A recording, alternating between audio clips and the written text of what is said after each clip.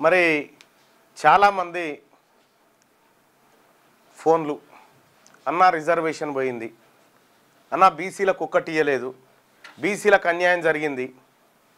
ఇది జరుగుతుందని 6 నెలల ముందు నుంచి చెప్పిన నేను. మీరు రెడ్లు డ్యాన్స్ చేసి పాలాభిషేకం చేసుకున్నారు చూసిరా. బీసీలకు రిజర్వేషన్ ఇయ్యొద్దు అని బుట్టంగారి మాధవరెడ్డి హైకోర్టుకు పోయి కేసు వేస్తే కోర్టు బీసీలకు రిజర్వేషన్ ఇవ్వద్దని కొట్టేసింది కదా. కొట్టేస్తే రెడ్లంతా సంబరాలు చేసుకున్నారు చూసిరా. వీడియో ఉంటుంది మీకు చాలామందికి ఉందా? ఒక్కసారి ఆ వీడియోని చూపిస్తా. అంటే బీసీలకు రిజర్వేషన్ రావద్దని రెడ్లు పాలాభిషేకాలు, రెడ్లు డ్యాన్సులు చేసి రెడ్లు రోడ్ల మీదకి ఎక్కిరు.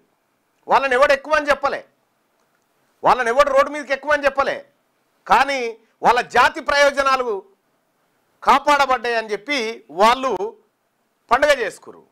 మరి నీ జాతి ప్రయోజనాలు పోయినాయి కదా, మరి నువ్వేం చేయాలి? తెలంగాణ రాష్ట్రంలో బీసీలకు రిజర్వేషన్ రాకుండా అడ్డుకున్నటువంటి రెడ్లు సంబరాలు చేసుకున్నారు. మరి ఊర్ల పొంటి ఇవాళ మళ్ళా రెడ్డి గారు నేను సర్పంచ్గా ఉంటా నామినేషన్ వేస్తే మీరేం చేయాలి? మీరేం చేయాలి? మీ గడప కాడికి వస్తాడు, మీ అన్న అంటాడు, మళ్ళా ఏ నియమం మేము అంతా మీదికే ఉన్నాం కానీ వాడేవాడు అవలగాడు మీకు రాకుండా చేసిండు, సరే తమ్మి అని అంటాడు. కానీ వాట్సాప్ గ్రూప్లో రెడ్డి వాట్సాప్ గ్రూప్లో మాత్రం మంచిగా మెసేజ్ పెడతాడు బీసీలకు రిజర్వేషన్ రావద్దు అని. 100% పెట్టిరు, నో డౌట్. ఇక అందుకోసమే బీసీలారా, తెలంగాణ రాష్ట్రంలో ఉన్నటువంటి బీసీలకు శత్రువు రెడ్లు వెలమలు. రెడ్లు వెలమలు తెలంగాణ రాష్ట్రంలో ఉన్నటువంటి బీసీలకు శత్రువులు.